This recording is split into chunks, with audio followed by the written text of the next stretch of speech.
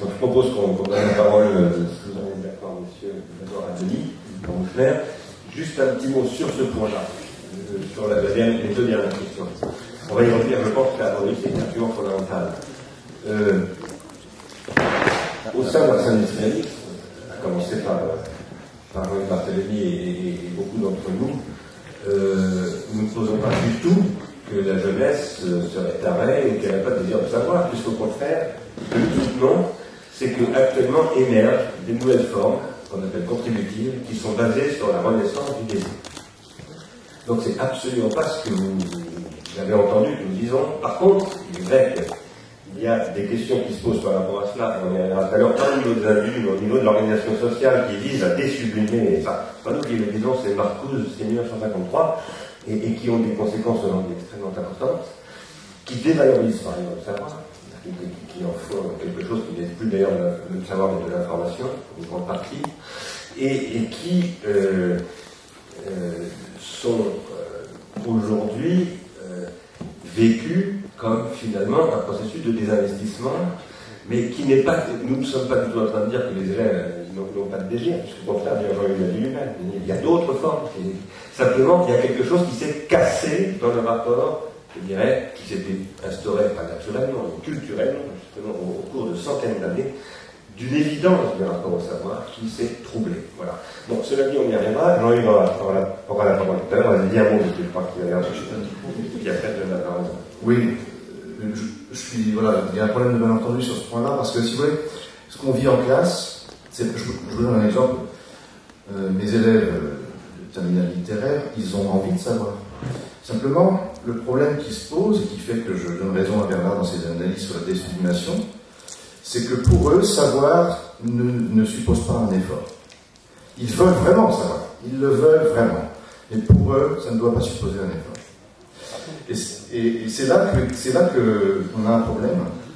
C'est là où je maintiens que le désir de savoir tel que nous le comprenons n'est pas vécu par eux.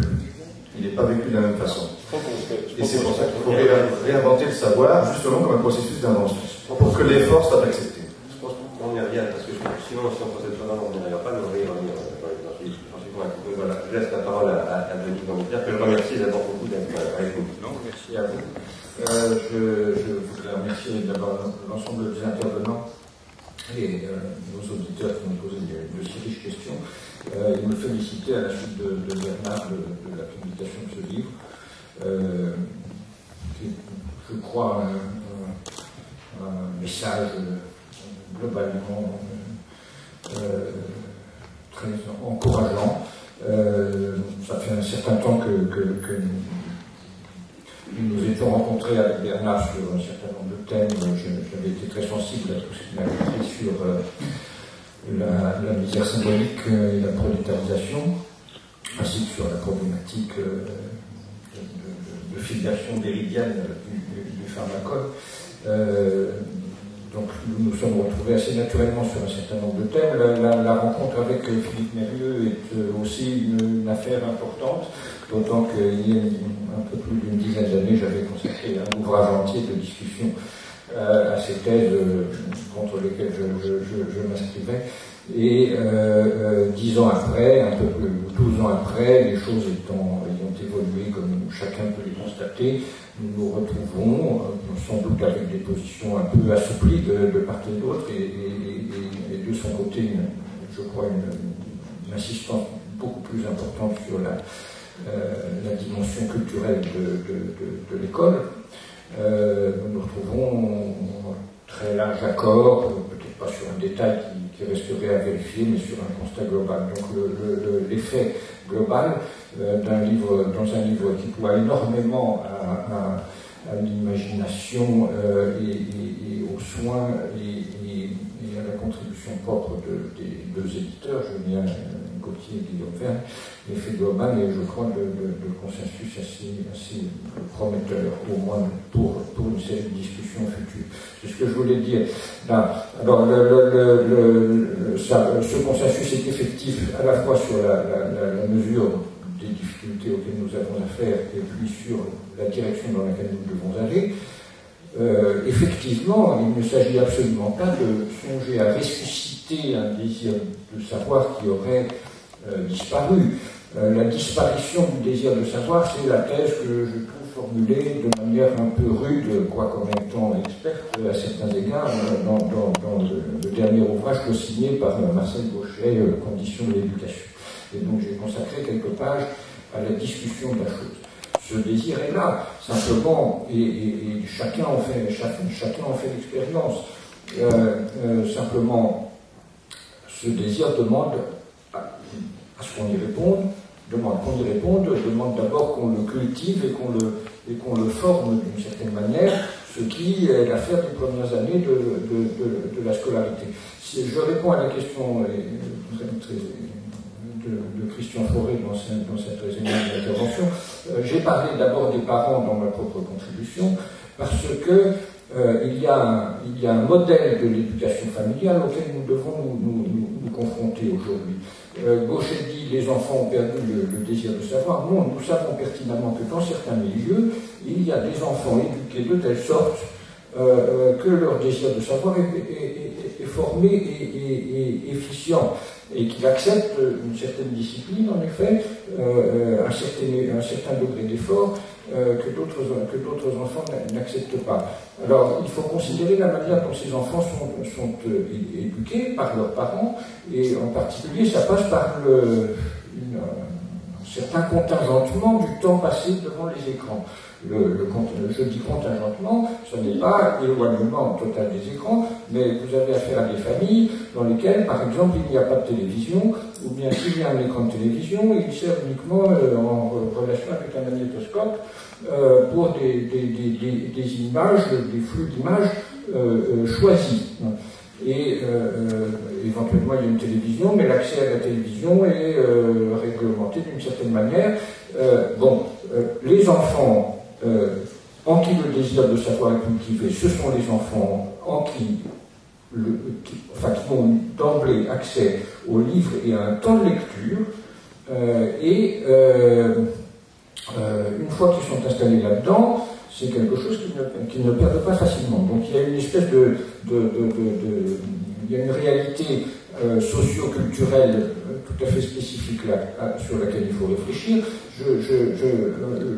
L'habitude aujourd'hui, un peu partout dans la société, de condamner ce système-là comme un système de fabrication des héritiers. Et mon idée était donc dans un second temps seulement que dans un second temps de mon exposé, qu'au lieu de tourner le dos et de condamner cette forme d'éducation, l'école d'aujourd'hui reconnaisse qu'il y a quelque chose d'efficient là et essaie de s'en inspirer pour autant qu'elle le peut, parce que je dis pour autant qu'elle le peut, parce que évidemment il n'est pas question de nier les problèmes sociaux extrêmement lourds auxquels l'école a affaire, qu'elle recueille, qui la perturbe, et à cet égard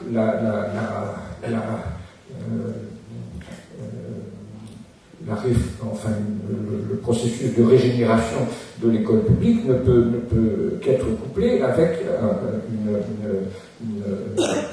un nouveau développement des services sociaux, en même temps qu'avec un nouveau dialogue entre l'école et les familles. Mais là, il y a quelque chose, une réalité subsistante d'une éducation efficiente à laquelle il faut réfléchir plutôt que de dire « Oh non, ces gens ne jouent pas le jeu, il faut tourner le dos à cela ».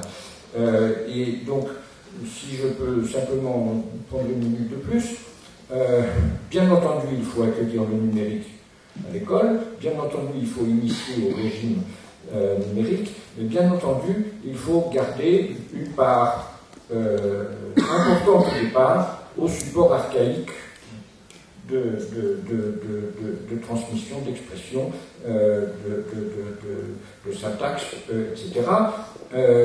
Et pour rebondir sur certaines choses qui ont été évoquées ici, la lecture numérique, elle est très intéressante pour un certain nombre de choses, mais vous ne lisez pas de la même façon sur écran ça a été dit très bien par un Giffard et sur support papier.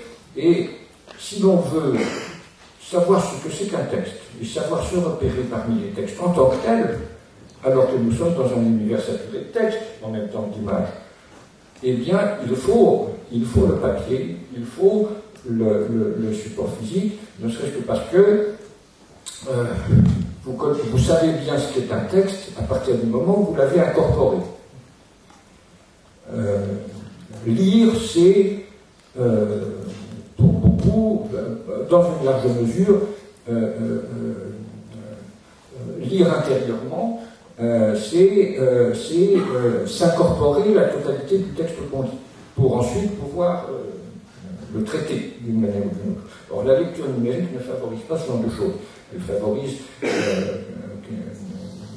une sélection, un rebond et quelque chose comme un rapport un peu en miroir avec les textes que vous lisez, qui fait que vous n'êtes jamais sûr qu'on ait affaire à ces textes en tant que tels et dans leur conformation. Alors, c'est tout à l'opposé qu'il faut se diriger, c'est-à-dire non pas en laissant de côté le support numérique, mais s'il y a une culture du texte à favoriser, c'est une culture historique, c'est une culture qui prend les textes dans leur extension et qui ne renonce pas à des opérations fines. Pour cela, les supports archaïques restent indispensables, concurremment avec et en combinaison avec les supports numériques. J'ai été très intéressé par ce que Victor Petit a dit de l'écriture numérique. Donc, voilà. Naturellement, pour tout ça, il faut beaucoup de temps. Et j'avais conclu mon propre exposé du livre sur la nécessité de donner du temps, notamment aux corps enseignants. Merci beaucoup. Merci beaucoup, Denis Gansler. Qui veut intervenir? Juste peut-être une réponse et une anecdote. La réponse, plutôt une non-réponse, mais à propos de c'est aussi une question de question forte, je crois, à propos de la question du travail collaboratif. Qu'est-ce que veut dire, qu'est-ce que pourrait vouloir dire contribuer, ou une école de la contribution, comme on pense une économie de la contribution. Bon. Je suis bien d'accord avec toi pour déplorer le fonctionnement que tu as appelé en silo des disciplines. Dans le livre, d'ailleurs, on insiste sur... Alors, c'est un peu différent, c'est la question de l'organicité des savoirs, des disciplines, de rapport, etc. Bon. À vrai dire, je n'ai pas vraiment de réponse à ta question, à part de dire qu'il y a eu une tentative récente, qu'on ne cesse de reméditer plus ou moins dans l'école, pour introduire une forme de travail collaboratif, et qui en plus devait s'appuyer sur l'utilisation de l'ordinateur, de l'Internet, etc. C'est les fameux TPE, c'est-à-dire les travaux personnels encadrés, qui supposaient justement qu'il y ait des groupes d'élèves qui se constituent, qui montent un projet commun sur l'année autour d'un sujet transdisciplinaire et qui mobilisent les moyens numériques pour le mettre en place. Avec, disons, un accompagnement plutôt qu'une direction, un accompagnement de plusieurs professeurs concernés par le sujet. Alors, je veux dire qu'il me semble, je ne sais pas si les collègues ici présents seraient tous d'accord avec moi, il me semble que l'expérience était relativement un échec. Et il faudrait réfléchir à cet échec, en tirer des conséquences, si c'est possible d'en tirer, et peut-être qu'on avancerait pour répondre un peu à ta question.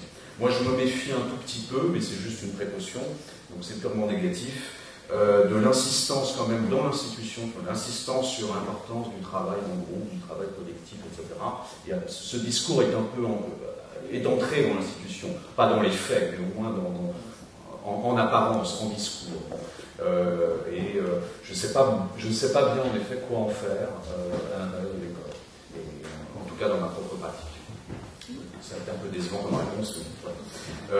L'anecdote, je fais très court, c'est j'ai reçu il y a 2-3 jours un mail d'un site sur l'école que certains connaissent peut-être, Vounouil, je crois que ça s'appelle, .fr, qui est un article qui m'a tout de suite frappé. C'est un article qui montre, enfin qui nous informe que les cadres dirigeants des grandes entreprises de la Silicon Valley, en particulier d'Apple, de Google, etc., en fait, envoient massivement leurs enfants dans des écoles Waldorf, c'est-à-dire des écoles de Steiner, disons, dans lesquelles précisément il n'y a aucun écran, il n'y a pas d'accès Internet, où il y a même on voit des photos sur le site associé à l'article, il y a même un souci d'avoir des vieux bureaux en bois dans le musée, etc., des vieilles crépitrices, etc.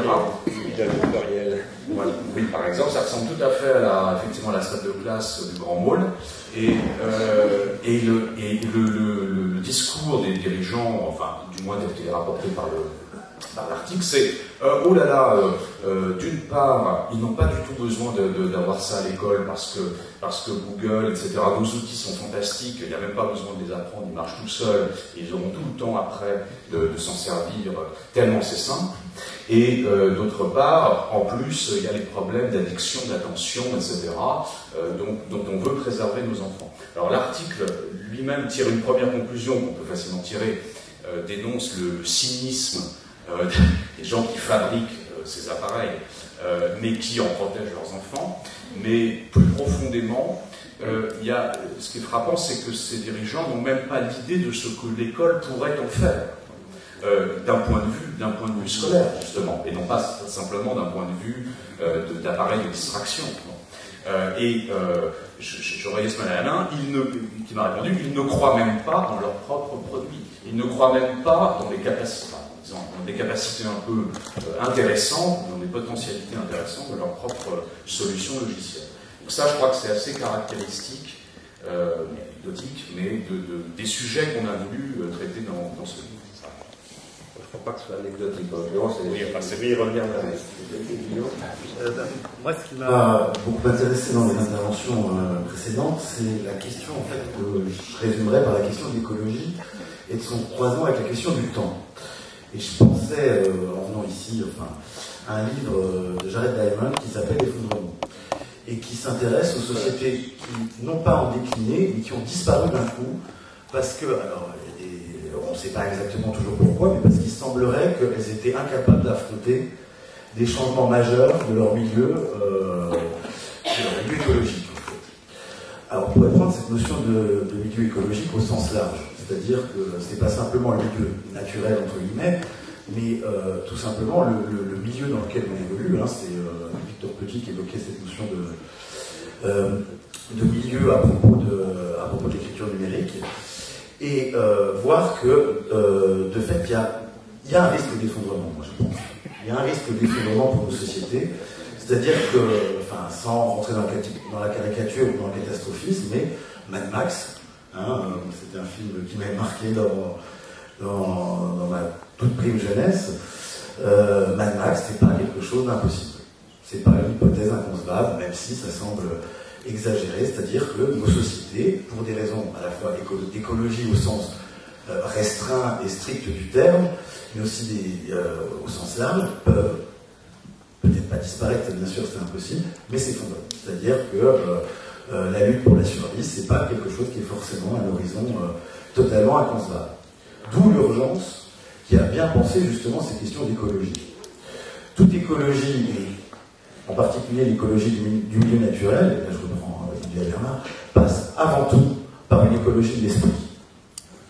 Et c'est même cette écologie de l'esprit qui permettra de prendre la mesure de tous les problèmes écologiques, biologiques, géophysiques, etc. Et pas l'inverse. C'est des rapports au monde quasiment qu'il faut changer. C'est pas simplement éteindre l'ampoule quand on sort de la pièce ou prendre des douches plutôt que des bains. Ça, c'est juste des processus qui visent à nous donner bonne conscience, mais qui ne remettent pas fondamentalement en cause le milieu intellectuel dans lequel on vit et notre rapport à ce milieu intellectuel. D'où l'importance, à mon avis, de la question du temps. par quoi passe cette écologie de l'esprit en premier lieu? Par un autre rapport au temps. Et là, je reviens sur la remarque, par exemple, qui a été faite sur la question des professeurs. Certes, on peut dire, est-ce qu'on va doser plus ou moins le temps de présence des professeurs? Mais effectivement, il faudrait que la première chose qui vienne dans le débat et qui soit fortement affirmée, c'est l'idée que, d'abord, les professeurs ont besoin de temps pour lire. Et pour continuer à se former eux-mêmes. Parce qu'il y a cette idée que je trouve un peu absurde dans les débats qu'on entend à l'heure actuelle sur la question du temps de présence, l'idée qu'on serait formé une fois pour toutes, quand on est professeur, pendant ses études universitaires, puis qu'après ce serait fini, on ne ferait plus que transvaser ce qu'on sait dans les élèves, finalement. Ce qui est complètement absurde. Enfin, pour n'importe quiconque pratique un petit peu ces questions-là. Donc, à mon avis, si on veut justement sortir un peu d'un modèle de production qui est précisément un modèle de consommation pulsionnelle, court-termiste, productiviste, individualiste, égoïste, enfin je prends tout un tas de notions qui ont été évoquées, il faut restituer justement à chacun, et pas seulement au professeur bien évidemment, mais à chacun un rapport au temps qui soit un rapport de scolé, c'est-à-dire un rapport de temps authentiquement libre, hein, et qui permette de créer un milieu pour l'esprit qui soit un milieu épanouissant, un milieu individuant, pour reprendre trans-individuant, pour reprendre le vocabulaire de Simondon. Et sinon, et c'est en ça qu'il y a urgence à redonner du temps. C'est paradoxal, mais il y a urgence à redonner du temps, parce que si on ne redonne pas ce temps aux gens, eh ben on va vers l'effondrement. Vers la course en avant, la fuite sans fin de la croissance, de la satisfaction de la pulsion, et c'est ce qui pose problème aux élèves. Pour finir très brièvement, les élèves, justement, ils sont presque même, handicapés par leur désir de savoir. C'est-à-dire que quand ce désir de savoir n'est pas comblé par quelque chose qui soit savoureux, qui soit intéressant, qui soit dans la longue durée, eh bien, ils vont sur Facebook, ils vont sur Google, ils vont combler ça le plus rapidement et le plus facilement possible. Merci beaucoup, Guillaume. Je crois que Franck va dire quelque chose. Moi, je dirai un mot après. Peut-être que... Oui, je veux dire que la discussion est intéressante, mais l'idée, c'est qu'à la fin du livre, il y a des propositions, et je voudrais revenir sur 2 ou 3 moments de ces propositions qui permettent évidemment d'ouvrir l'horizon du questionnement et de se poser évidemment des questions de la transformation du malaise dont on vient de parler. La première chose, à mon avis, c'est l'institution. C'est-à-dire qu'en fait, c'est pas simplement un triangle pédagogique entre, l'apprenant, l'enseignant et le savoir, c'est en fait l'institution de cette question-là. Et cette institution, ça passe par des lieux académiques, évidemment. Et en fait, l'hypothèse qui est posée dans ce livre, c'est que si l'université, je ne prêche pas pour ma paroisse du tout, mais si l'université, en fait, se réforme pas, par cascade, c'est elle qui va former d'une certaine manière le lycée, etc. Et j'ai été très intéressé par le fait, d'une remarque de Mérieux qui dit, mais le collège n'est pas fondé. Et ça, pour moi, c'était assez évident, et je dois dire que mes enfants, rétrospectivement, ils n'ont rien appris au collège. Ils ont appris à l'école primaire, ils ont appris au lycée, mais au collège, ils n'ont rien appris. Et donc, la méthodologie, c'est moi qui l'aurais donnée pour qu'ensuite, au lycée, ce soit de bons élèves. Donc, en fait, il y a une question de l'institution au sens de l'instituteur. Et donc, cette institution, si l'université, évidemment, ne se réforme pas, si on a des circuits parallèles avec des écoles de commerce, des grandes écoles, etc., bah, évidemment, on perd l'universel. Et je vais prendre à contrario les 7 points les 7 points qu'avait développé Bernard. Première chose, en fait, sur l'universel, de l'universalité, c'est l'idée du cosmopolitisme et des universités en réseau. Puisqu'en fait, d'une certaine façon, aujourd'hui, se pose la question d'une conscience universelle. On vient de parler d'écologie, évidemment. L'écologie, c'est aussi le climat. Le climat, c'est quelque chose qui se règle au niveau universel. Le problème, de la régulation monétaire et financière, ça se règle aussi au niveau universel. Et peut-être qu'il y a des échelles intermédiaires, pour reprendre les échelles intermédiaires, et on sait très très bien que l'échelle intermédiaire pour nous aujourd'hui, c'est l'Europe. Et que l'Europe, évidemment, a une déficience en manque d'Europe. Donc, en fait, il y a, disons, un cosmopolitisme qui est inventé par de nouvelles institutions.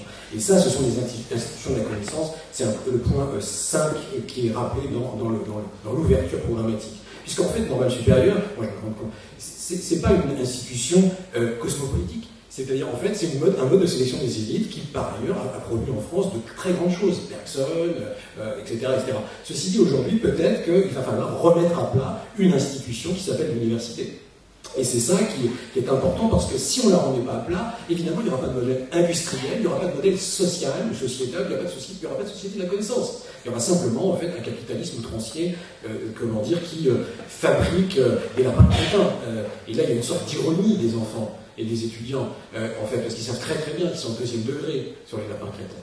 Et là, il y a une dimension réflexive presque, mais ils sont acculés dans cette dimension réflexive et critique, tout simplement parce qu'on ne leur donne pas les moyens aujourd'hui suffisants, et ça a été dit tout à l'heure sur l'économie de l'attention, en fait, on leur donne pas les moyens de développer leur circuit, de l'appareil critique qu'ils doivent mettre en œuvre, et les conditions de la réflexivité qu'ils réclament, parce qu'ils n'ont pas envie d'être des lapins crétins. Ça, c'est tout à fait clair. Donc c'est l'idée d'une recherche contributive et d'associer évidemment à la recherche contributive des cercles, des laboratoires de recherche, mais aussi des sociétés savantes. Et Bernard nous a dit fort justement qu'au XVIIIe siècle, les sociétés savantes n'étaient pas de l'université. Et au contraire même, d'une certaine façon, c'est des gens l'université était dogmatique. Et donc là se pose la question évidemment de la transformation, disons, des institutions. C'est une question fondamentale. Tant qu'on n'aura pas, disons, une réflexion sur ce point, à mon avis, on sera en difficulté. Troisième point très important qui est développé dans l'ouverture, disons, programmatique des propositions qui sont faites par Bernard et Ars Industrialis, c'est l'idée évidemment de dispositifs de publication. Et donc ça veut dire que, évidemment, ça a été dit tout à l'heure, la relation entre, disons, la première révolution industrielle et le programme républicain, Condorcet a écrit avant la révolution industrielle. Donc en fait, on pourrait discuter, il y a des textes là-dessus qui, en fait, montrent que finalement le programme de l'émancipation des Lumières, finalement, a été réalisé par, disons, les conditions même de l'industrialisation. Ça reste tout à fait discutable. Je ne sais pas ce que je veux dire. Ce qui est évident, c'est qu'en fait, à partir du moment où s'est développé, disons, une démocratisation de l'enseignement, il y a eu Hachette. C'est-à-dire qu'il y a eu des livres qui ont été, en fait, qui ont été liés à un travail d'édition. Donc, en fait, il y a une révolution de l'imprimerie qui arrive dans les écoles avec les manuels scolaires, Tour de France 2 enfants, etc. Aujourd'hui, évidemment, il y a des enjeux fondamentaux dans la mise en œuvre, évidemment, d'outils numériques d'intelligibilité supérieure, entre guillemets, réalité augmentée supérieure, qui permettent de réintroduire, selon une expérimentation, puisqu'il va falloir demander un droit à expérimenter, parce qu'on n'est pas sûr des bons résultats. Le pharmacone, c'est-à-dire qu'on peut faire des erreurs. Et l'idée, c'est qu'il faut que l'innovation pédagogique ne se fasse pas au CRDP, parce que c'est une catastrophe, le CRDP, depuis un certain temps. Je ne dis pas ça contre l'innovation pédagogique, mais c'est contre les résultats qui en sont sortis. Donc l'idée, c'est qu'il faut réclamer, un droit à l'innovation.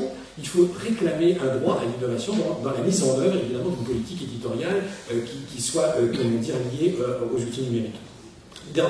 Un des derniers points aussi, c'est que cette expérimentation, elle sera liée à des pratiques dites de rétention tertiaire, c'est-à-dire en fait dites de mémoire qui sont posées sur des supports. Et donc là, l'idée de l'écran qui est bien présentée dans le livre, le passage de la feuille à l'écran, évidemment, c'est un point d'interrogation nodal sur lequel se pose évidemment, je reprends ce terme qui me semble absolument évident, la constitution d'un paradigme, d'une heuristique transdisciplinaire. Parce que ce qui est évident, le silo, on connaît, ça a donné des résultats absolument intéressants, sauf que ce n'est pas une pensée du complexe, ce n'est pas une pensée de la résolution de problèmes. Moi, je dirais que l'idée, c'est de développer une pensée de la résolution de problèmes. Qu'est-ce que c'est que penser? C'est être capable de donner un problème. Et que si, d'une certaine façon, dans les universités, on avait des problèmes communs entre disciplines, et bien d'une certaine façon, on aurait une possibilité de construire des savoirs qui, d'une certaine façon, iraient largement au-delà des disciplines. Et ces problèmes communs, aujourd'hui, sont simples. Ça peut être la lecture, ça peut être la crise, ça peut être, le temps, etc., etc. Et si, d'une certaine façon, les laboratoires se mettent à travailler de concert, et là, le CNRS, je ne dis pas ça contre le CNRS, évidemment, mais si les institutions qui se sont mises en œuvre à certains moments de l'histoire sont capables de s'ouvrir à d'autres problématiques qui sont celles simplement de l'entrée dans le XXIe siècle, comme le CNRS a été l'entrée dans le XXe siècle pour la France après la Deuxième Guerre mondiale, et ça supposait évidemment la création d'institutions très particulières pour le CNRS, mais on pourrait faire ça pour Normal Sup, à quel moment ça a été construit, pourquoi, etc. Donc la question des institutions me semble fondamentale, et si on n'a pas une réflexion de fond sur la question des institutions, eh bien on aura beau tergiverser, ça ne changera pas grand-chose. Merci beaucoup, Franck. Je voudrais rebondir sur une chose que tu disais d'ailleurs. On a parlé d'écologie des médias. Bon. Une chose sur laquelle nous insistons beaucoup, Arsène Industrialiste, depuis le tout début d'Arsène Industrialiste, c'était bien dans le manifeste, le premier manifeste d'Arsène Industrialiste, c'est que les problèmes qui se posent à l'école proviennent d'abord du dehors de l'école. Quand je dis d'abord, il faudra peut-être un petit peu moduler, mais disons qu'il y a une extériorité de l'école il y a des conditions d'extériorité de l'école sans lesquelles, si elles ne sont pas réunies, l'école ne peut plus tout simplement plus fonctionner. Par exemple, il y a une éducation parentale qui, si elle n'est du tout assurée, les enfants ne sont simplement pas prêts et pas disponibles pour recevoir l'enseignement de l'école. Alors peut-être qu'il faut faire face à cette question-là, etc. Mais à ce moment-là, il faudra complètement repenser l'école et lui donner des moyens tout à fait nouveaux. Bon, ça, c'est une question fondamentale. Par rapport à cela, par rapport à ce que vient de dire Franck Ormeret, nous soutenons dans ce petit livre et d'ailleurs, aussi à Paris, qu'il faut repenser les industries éditoriales. Les industries éditoriales qui sont les industries de ce que décrivait tout à fait au début de cet après-midi Alain Giffard comme économie de l'attention. Je dirais les industries éditoriales classiques et les nouvelles industries éditoriales. Les industries éditoriales classiques, j'entends par là ce que Augustin Girard appelait il y a 30 ans, qui était à l'économie du ministère de la Culture, la fonction éditoriale. Et donc ça rassemblait aussi bien la radio et la télévision que la presse écrite et les places universitaires de France, etc., ou le Reader's Digest. Mais c'est aussi les nouvelles industries éditoriales que sont Google, l'économie, comme on rappelle Alain Giffard, sont double silent, etc., etc. Qui représente, à proprement parler, ce qu'on appelle aujourd'hui l'économie de l'attention. Nous pensons que ces fonctions éditoriales qui ont été mises essentiellement au service, au début du XXe siècle, du marketing et du consumérisme, il faut les remettre au service, pas contre le marketing nécessairement. J'essaierai de pas oublier votre question tout à l'heure. Parce que nous ne sommes pas ici, nous sommes un peu, quand je dis nous, je parle d'Arsène Industrialiste, nous sommes industrialistes, pas au sens de Saint-Simon, forcément, mais au sens où, en tout cas, nous considérons que ce qui a été étudié par Bertrand Gilles, par exemple, à la demande de son professeur Lucien Febvre, quand il était tout jeune, il faut étudier la société industrielle, l'histoire industrielle, ça pose des problèmes absolument nouveaux dans l'histoire, nous prenons ça extrêmement au sérieux, et dans cette histoire industrielle, le marketing est une fonction de base. Donc, nous ne sommes pas en train de dire qu'il faut détruire le marketing. Nous sommes en train de dire qu'il faut remettre le marketing à sa place. Pas du tout la même chose. Tout comme il faut remettre les laboratoires Servier à leur place, c'est-à-dire en dehors des commissions de décision sur les médicaments. Et le marketing a pris une place aujourd'hui absolument délirante, il s'autodétruit d'ailleurs, et donc c'est aussi pour son bien que nous allons lutter contre cela, mais oui, parce que s'il n'y a plus de clients, à un moment donné, il n'y aura plus rien. Hein. Donc, et l'hypothèse qu'évoquait Guillaume tout à l'heure, elle est tout à fait, effectivement, à mon avis, l'effondrement, donc le collapsus, comme dit Diamond, et ce qui nous pend au niveau planétaire. Donc, c'est plus l'île de Pâques ou je ne sais pas quoi qui risque de s'effondrer, c'est une planète entière dans un système solaire dont on n'a pas identifié qu'il y avait d'alternatives pour le moment sur d'autres planètes. Donc, alors, dans ce contexte-là, je voudrais insister sur une question ce qui a été dit par Jean-Hugues Barthélémy, comme retravailler sur la dimension historique des savoirs, d'une part, alors là je reviens au sein de l'école, ou ce qui a été dit, ce qui est plus général par Alain Giffard, sur ce qu'il a appelé une histoire matérialiste de l'attention. Nous considérons qu'au sein d'Arsène Industrialiste, que la question de l'attention est une question absolument cruciale, il faut revisiter en totalité. Y compris d'ailleurs dans un programme philosophique qui doit la revisiter en repassant par Locke, en repassant par les grandes questions qui sont les vieilles questions de la philosophie classique. L'attention n'est pas une question chez les Grecs, mais par contre, dans la philosophie classique, c'est une question centrale, qui a été discutée par toutes sortes de philosophes dès le XVIIe siècle d'ailleurs, et puis qui encore existe, par exemple, dans certains textes de Husserl, qui sont absolument fondamentaux et très peu connus. Alors, nous pensons qu'il faut revisiter cela au regard de ce que nous appelons des technologies rétentionnelles qui conditionnent les formes attentionnelles. Et par rapport à cela, ce que disait, je crois, Jean-Louis Barthélemy tout à l'heure, lorsqu'il disait qu'il faut revisiter l'histoire des savoirs, la dimension historique des savoirs, c'est aussi la dimension historique et technologique des savoirs. C'est-à-dire que, à partir, par exemple, du point de vue comme ceux de Bachelard, de Canguilhem, de Simondon, bien entendu, et de Husserl lui-même également, il faut revisiter les conditions matérielles de constitution des savoirs, qui ont été ces conditions, jusqu'au XVIIIe siècle en tout cas, très massivement refoulées, déniées, ignorées, parce qu'elles étaient péjorativement du côté du geste. Et donc, c'est-à-dire du côté du corps et du manuel, et pas du côté de l'intellect et de l'esprit. Or, aujourd'hui, il s'approuve qu'avec l'industrialisation des connaissances vives, par les technologies industrielles, cette dimension matérielle, manuelle, gestuelle, etc., redevient absolument essentielle, et que l'opposition entre geste et l'esprit, d'ailleurs, ne fonctionne plus. Alors, de ce point de vue-là, moi je plaide depuis un moment, et c'est aussi un programme de l'Institut de recherche et innovation, nous sommes en train de lancer quelque chose là-dessus, nous plaidons pour ce que nous appelons une organologie des savoirs. C'est-à-dire que les savoirs ne fonctionnent que dans des relations entre trois sphères organiques ou organologiques, qui sont les organes psychosomatiques des corps, dont la main comme le cerveau sont deux dimensions essentielles. Un cerveau sans main, ça ne marche pas, et une main sans cerveau, ça ne marche pas non plus. Alors évidemment, on peut prolonger la main par une prothèse comme Stellar, l'artiste australien le montre, etc. Mais quand je dis la main, c'est pas forcément la main, c'est pas ça peut être le capitaine Crochet, vous voyez ce que je veux dire. Mais c'est en tout cas une dimension organologique du psychosomatique qui s'articule sur une dimension technologique de l'organologique, dont ce qu'on appelle les rétentions tertiaires sur la couche. Et les rétentions tertiaires, c'est aussi les télescopes, c'est aussi les microscopes à effet tunnel, c'est tout ce qui concerne les nanotechnologies aujourd'hui par exemple. Et puis c'est les organisations, c'est-à-dire les institutions dont on parlait Franck Cornouet à l'instant, mais aussi les organisations économiques, les organisations sociales, les sociétés savantes dont parlait Emmanuel Kant dans le conflit des facultés, et qui sont en train de renaître dans le champ du numérique d'une manière absolument extraordinaire. Et c'est pour ça que je vous redis que nous ne pensons pas du tout que les jeunes sont des crétins et qu'ils n'ont pas de désir. Ce que nous disons, c'est qu'il faut instrumenter et institutionnaliser des nouveaux rapports organologiques entre ces potentiels très très prometteurs. Alors après, j'étais enchanté d'entendre Victor Petit, qui n'est pas le jeune de service ici, hein, en plus c'est pas sûr que ça.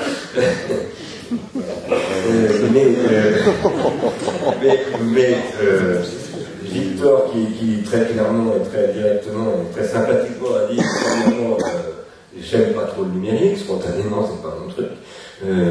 Et je suis d'abord un lecteur, et puis finalement je travaille aujourd'hui sur le numérique, bon, par un parcours qui n'a pas été directement exposé, je puis dire, au marketing du numérique. Parce que le marketing numérique est extrêmement destructif pour le numérique lui-même. Par rapport à cela, donc, et par rapport à ce qui a été dit par Julien Gauthier, rapporté comme un fait qu'il a fait lire à partir de ce bloc-là, nos villes, qui donc raconte que ces patrons de grands groupes de la Silicon Valley protègent leurs gosses des écrans électroniques. Ça pose une question très très importante, très intéressante, qu'on ne pourra pas traiter maintenant. En tout cas, moi, je n'en parlerai pas parce que ça mériterait largement un séminaire entier de réflexion sur tout ça. Mais pour tout vous dire, moi-même, j'ai un petit garçon de 5 ans et demi, et j'ai appris qu'il y avait un ordinateur dans sa classe. Moi, j'aimerais bien convaincre l'école de virer cet ordinateur. Ça va peut-être vous surprendre de ma part, mais ce que je veux dire par là, c'est que on en a beaucoup parlé avec l'hôpital Marmottan, avec le CHU de Nantes et avec un certain nombre de pharmacologues.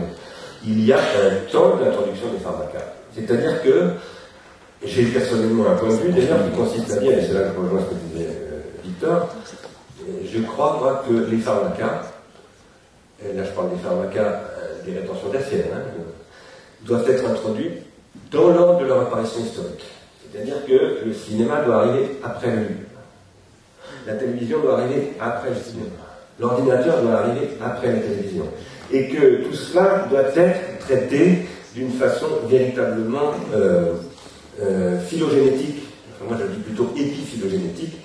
C'est un point de vue que j'ai discuté avec un certain nombre de thérapeutes, de gens qui travaillent sur les questions de ce type, avec des pharmacas de tout genre, y compris l'héroïne et la cocaïne, mais, qui a retenu pas mal l'attention, en particulier du séminaire d'addictologie de l'hôpital Marmottan.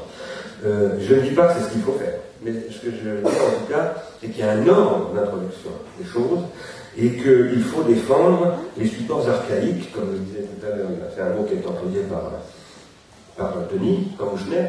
Archaïque, ça vient d'archaïque, archaïque. Ça veut dire qu'il faut commencer par l'origine. Et il faut donner un sens historique des savoirs, aussi en reconstruisant les savoirs dans l'ordre de leur apparition, parce que sinon on désoriente totalement les petites âmes des enfants et des jeunes gens. Et on interdit le geste. Et par ailleurs, on interdit le geste, absolument. Alors, cela ayant été dit, je soutiens beaucoup dans ce petit livre et dans État de choc, qu'on a qui paru en même temps, ou presque en même temps, que par ailleurs, la question, ça a été dit à plusieurs reprises, notamment par Franck et par d'autres personnes ici, que la question de l'école, c'est d'abord à l'université qu'il faut la traiter, parce que c'est dans les universités que l'on forme les mecs. Et qu'en principe, un prof de l'enseignement primaire, secondaire ou supérieur, de toute façon, est d'abord passé lui-même par ces stades de l'enseignement, y compris l'enseignement supérieur. Et en principe, les instituteurs passent aussi aujourd'hui, c'était pas toujours le cas autrefois, mais par l'enseignement supérieur. Et que, du coup, si nous voulons traiter correctement ces questions organologiques dans le monde scolaire, au collège et au lycée, eh bien, il faut évidemment que nous commencions par les instancier clairement et épistémologiquement ou épistémiquement, j'emploie le mot au sens de Foucault un petit peu, l'épistémètre, dans l'université elle-même et dans la reconstruction d'un projet d'université autour de ces questions. Sinon, ça n'a absolument pas de sens. C'est un bricolage totalement empirique et en aucun cas il faut accepter une empiricité totale à l'école. Ça ne veut pas dire qu'il n'y avait pas d'empiricité à l'école.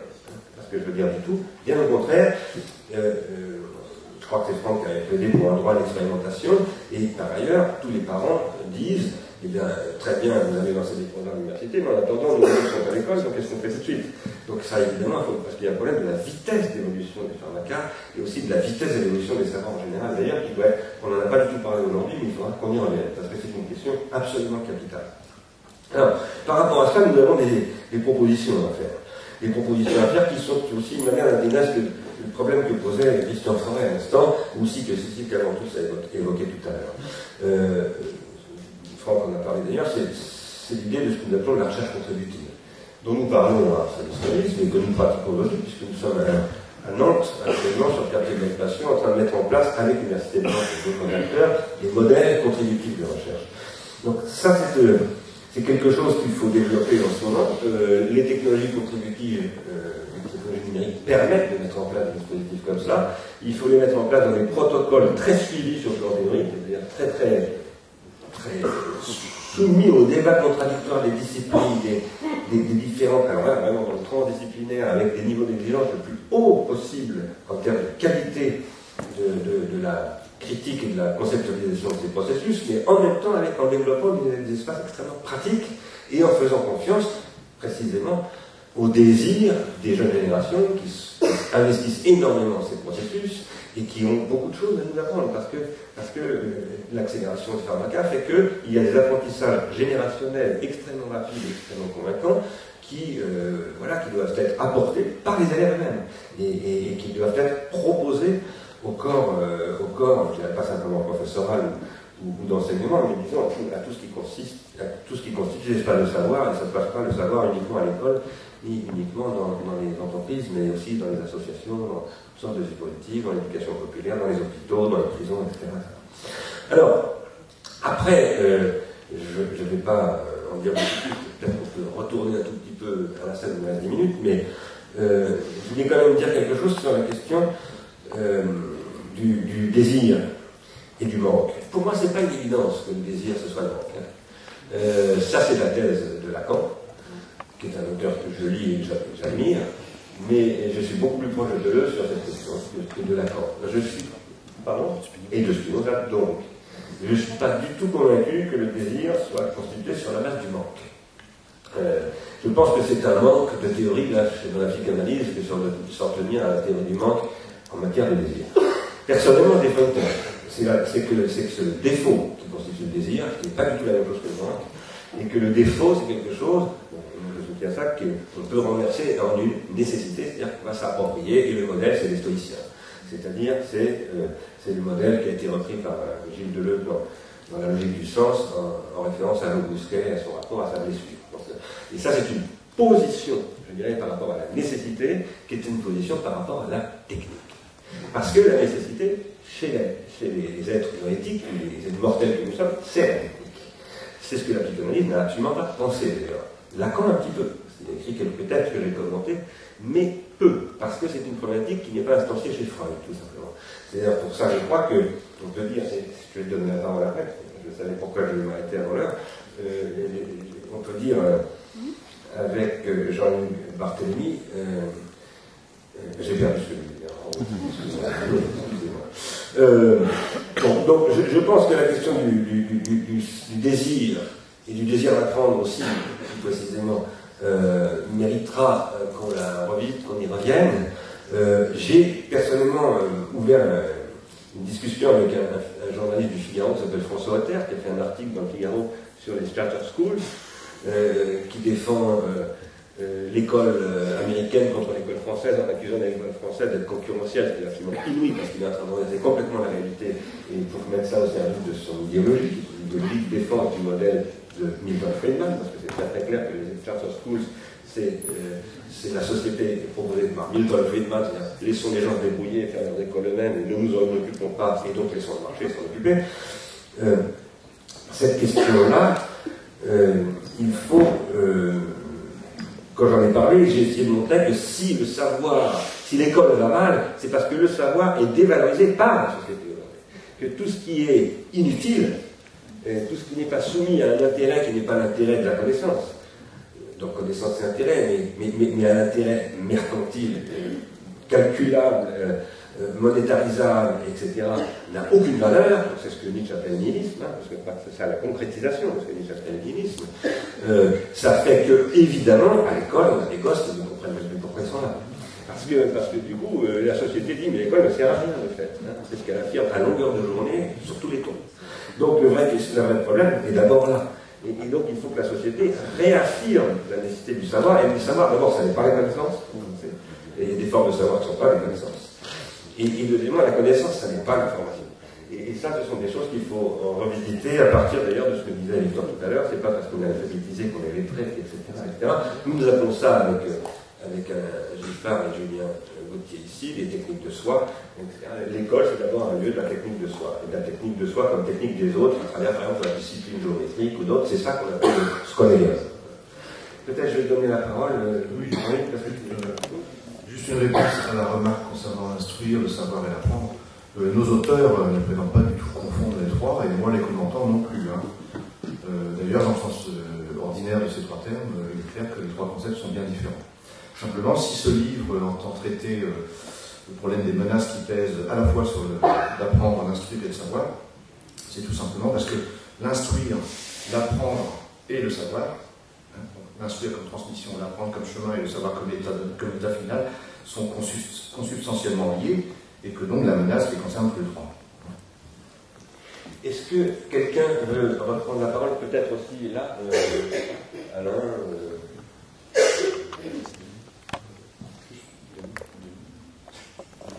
Bonjour. Oui. Non. Moi, j'aurais bien repris pas répondu du tout, mais souligner l'importance de la question que vous avez posée, madame, sur le fait qu'il n'y avait pas de dame à la tribune. Bon. C'est dans tous les travaux sur